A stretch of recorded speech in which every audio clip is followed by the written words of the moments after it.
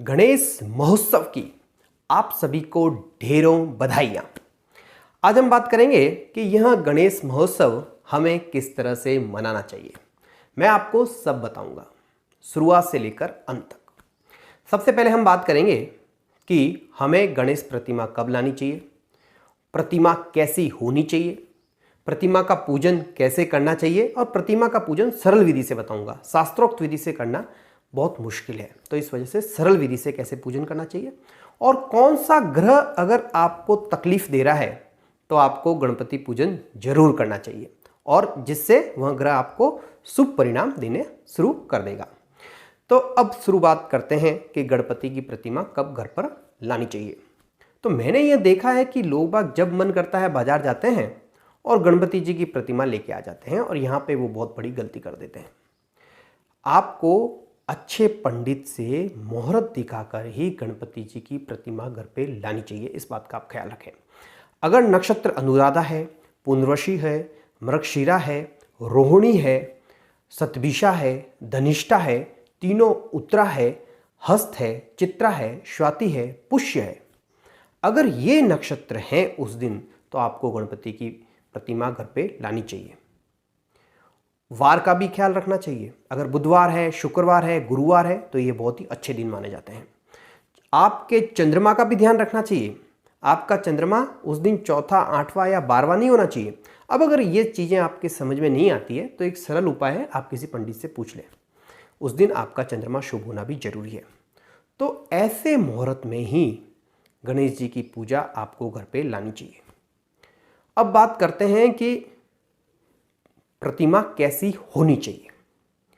तो प्रतिमा plaster of Paris की नहीं होनी चाहिए, जबकि सभी लोग यही करते हैं, गलती सबसे बड़ी गलती करते हैं। प्लास्टर ऑफ पेरिस की प्रतिमा शास्त्रोक्त नहीं है। शास्त्रों में कहीं नहीं दे रखा कि आप प्लास्टर ऑफ पेरिस को लेके आए।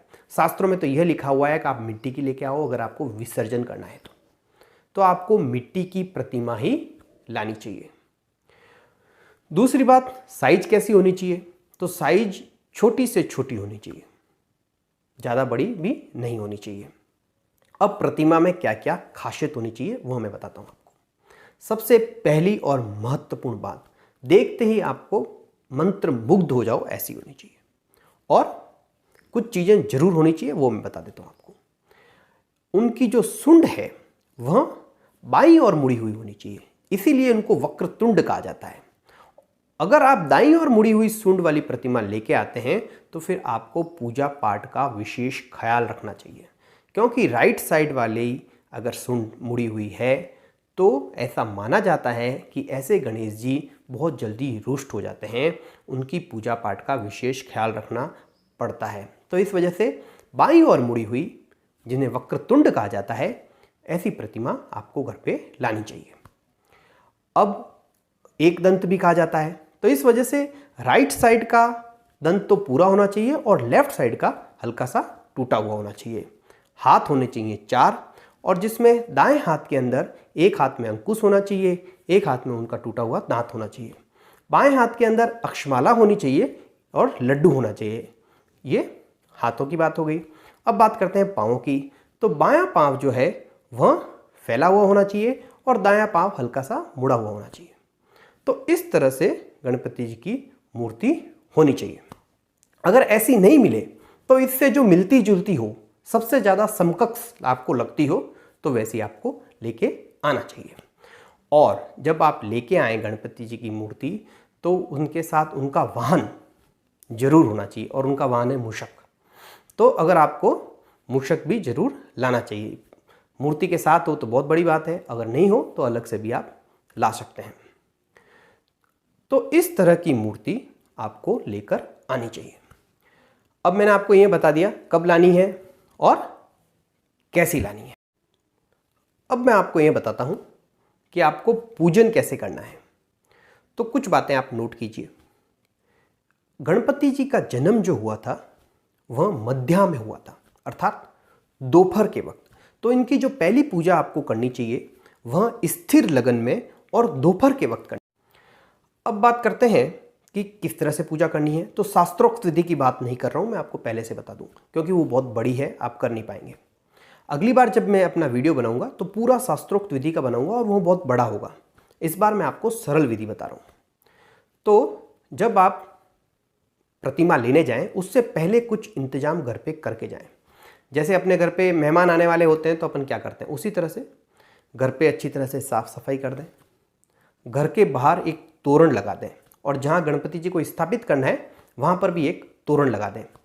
गणपति जी के लिए अच्छा पाट जो गंगाजल से धो रखा हो और उसके ऊपर एक स्वास्तिक से या चंदन से एक स्वास्तिक बना दें, कुमकुम से या चंदन से एक स्वास्तिक बना दें और उसके ऊपर एक लाल कपड़ा बिछा दें।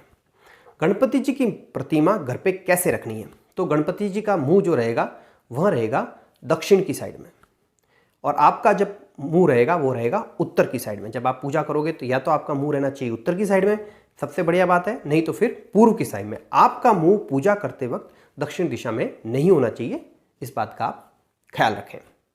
और भगवान की जो पीठ रहेगी वह दीवार की तरफ रहेगी। आपको गणपति जी की पीठ का दर्शन कभी भी नहीं करना चाहिए, इस बात का भी आपको ख्याल रखना है, उससे दरिद्रता आती है। तो आप गणपति जी की प्रतिमा रियाए, आपने पाट लगा रखा है, उसके ऊपर लाल कपड़ा बिछा रखा है, गंगा जल से साफ सफाई कर रखी है, दिशा आपको मैंने बता ही दी है।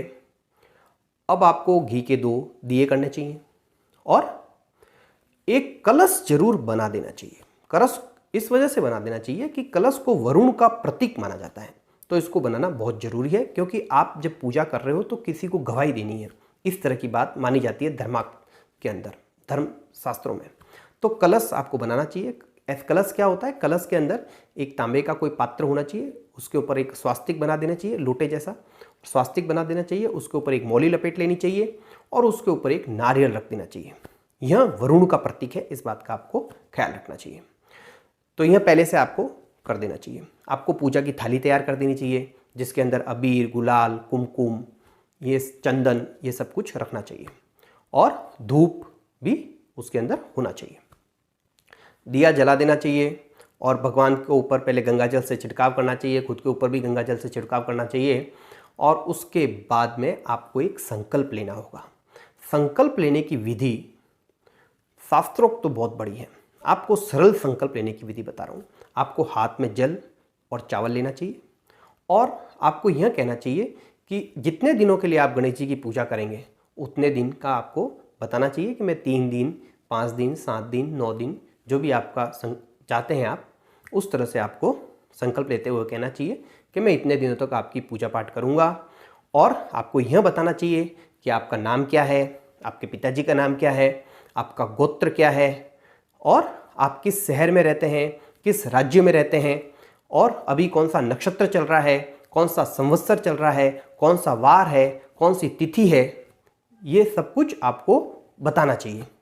ये सब कुछ आपको सीधी सी हिंदी लैंग्वेज में बता देना चाहिए। शास्त्रोक्त विधि में हम सब ये बात जो है वो संस्कृत में बताते हैं, तो जितना आप डिटेल में बता सकें उतना आपको बता के ये सब बातें बताते हुए कहना चाहिए कि मैं आपकी पूजा इतने दिन करूंगा और ये सब कुछ मेरी आइडेंटिफिकेशन है, ये सब कुछ बताते हुए और ये भी बताते हुए कि मैं इस वजह से कर रहा हूँ, मैं चाहता हूँ मेरा ये काम रुका हुआ है वह काम हो जाए, मुझे पुत्र की प्राप्ति हो या धन लाभ हो या जो भी आपका जो जिसकी वजह से आप ये पूजा पाठ करना चाहते हैं वह सब कुछ आपको बता देना चाहिए। संकल्प लेना अति महत्वपूर्ण होता है, इस बात का आप ध्यान रखें।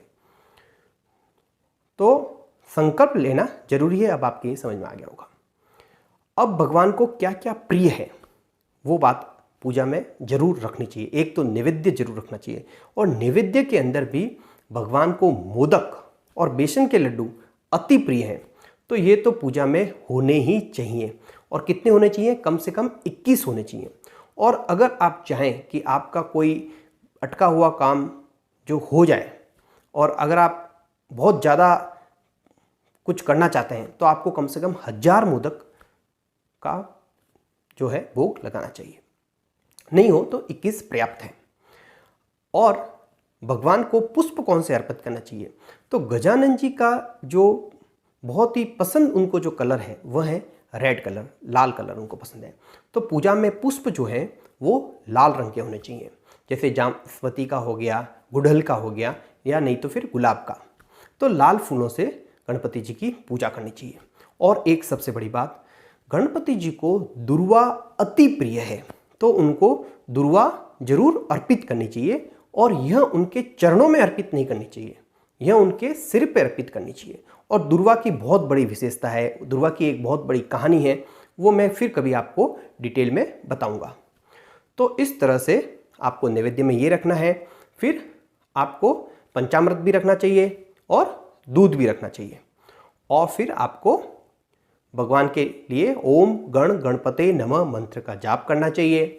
और अगर आप गणपति अर्थवशीष का पाठ कर सकें तो आपको सुबह शाम दोनों वक्त गणपति अर्थवशीष का पाठ करना चाहिए और गणपति जी की आरती करनी चाहिए रोज।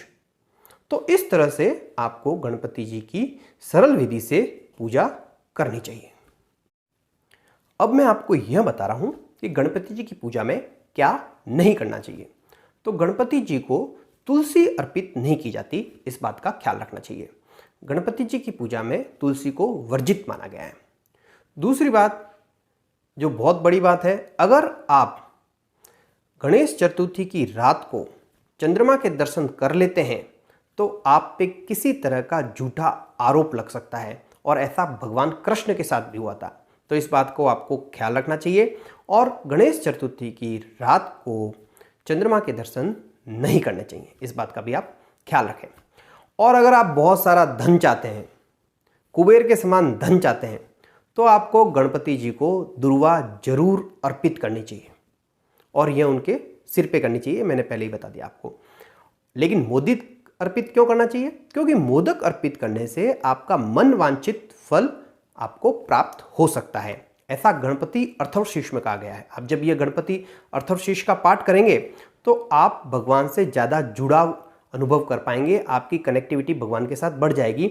आपको गणपति जी क्या है, उनकी खासियत क्या है, इस बारे में सारी जानकारी उस गणपति अर्थवशीष के पाठ में आपको मिल जाएगी। और यह अथर्ववेद से लिया गया है, इस वजह से इसका पाठ जरूर करना चाहिए। इस तरह से पाठ पूजा करने के बाद में आपको गणपति जी को पान, सुपारी, लौंग, इलायची अर्पित करना चाहिए। और जो पूजा का जो प्रसाद है वह हो सके तो बच्चों में बांट देना चाहिए। जितने ज़्यादा बच्चों को बांटोगे उतना अच्छा या फायदेमंद रहेगा। थोड़ा बहुत प्रसाद चूहों को भी दे देना चाहिए, अगर आपके पास में ऐसा संभव हो पाए तो उनका प्रसाद थोड़ा बहुत मूषक को भी दे देना चाहिए। अब हम बात करते हैं कि वो कौन सा ग्रह है जो अगर आपके लिए समस्याएं बढ़ा रहा है, आपके लिए प्रॉब्लम खड़ी कर रहा है, तो आपको गणपति जी का पूजन जरूर करना चाहिए। और गणपति जी का पूजन करने से वह ग्रह शुभ फल देने लग जाएगा। तो वह ग्रह है केतु। अगर केतु ग्रह की महादशा चल रही है, अंतर्दशा चल रही है, या केतु ग्रह आपकी कुंडली में ऐसी जगह विराजित है जिसकी वजह से आपकी लाइफ में समस्याएं बढ़ गई है, तो आपको गणपति पूजन जरूर जरूर करना चाहिए। क्योंकि केतु ग्रह का देवता, जो अधिष्ठापित देवता माना जाता है, वह गणेश जी को माना जाता है। और लिंक क्या है यह मैं बता देता हूँ। देखो, केतु ग्रह केवल धड़ है, केतु ग्रह के पास में खुद का सिर नहीं है। उसी तरह से गणपति जी के पास में भी खुद का सिर नहीं है, उनके पास में जो सिर है वह गज का है या हाथी का है। तो इस तरह से इन दोनों में लिंक भी है। तो इस वजह से अगर केतु ग्रह आपको प्रॉब्लम देता है, समस्याएं देता है, और अभी सितंबर के अंदर केतु ग्रह का राशि परिवर्तन भी होने वाला है, तो अगर गोचर में भी केतु ग्रह आपके लिए परेशानियां खड़े करने वाला है या खड़ी कर रहा है, तो आपको गणपति जी का पूजन जरूर जरूर करना चाहिए। गणपति जी के पूजन करने से केतु ग्रह से होने वाली सारी समस्याएं खत्म हो जाती है। अब केतु ग्रह क्या समस्याएं देता है वो मैं बता देता हूं आपको। केतु ग्रह क्या करता है कि जो काम बन रहा होता है ना, उसको लास्ट मोमेंट पे बिगाड़ देता है। और केतु ग्रह जो फल देता है वो आकस्मिक देता है, एकदम सडन रिजल्ट होते हैं, आपने उम्मीद भी नहीं की होती और एकदम आकस्मिक रिजल्ट होता है। तो इस वजह से इसके परिणाम सबसे ज़्यादा बुरे हैं, केतु ग्रह के परिणाम बहुत ज़्यादा बुरे होते हैं। तो इस वजह से केतु ग्रह को प्रसन्न करने के लिए हमें गणपति जी की शरण में जरूर जरूर जाना चाहिए। तो मित्रों, साथियों, उम्मीद करता हूँ मेरे द्वारा दी गई जानकारी आपको अच्छी लगी होगी। अगर आप चाहते हैं कि आपको इसी तरह के वीडियो और मिलते रहें तो हमसे जुड़े रहिए, हमारे चैनल को सब्सक्राइब कीजिए, लाइक कीजिए, अपने फ्रेंड्स को, फैमिली मेंबर्स को बताइए। इसी आशा के साथ यहीं पे इस वीडियो को विराम लगाते हैं। ओम गण गणपते नमः।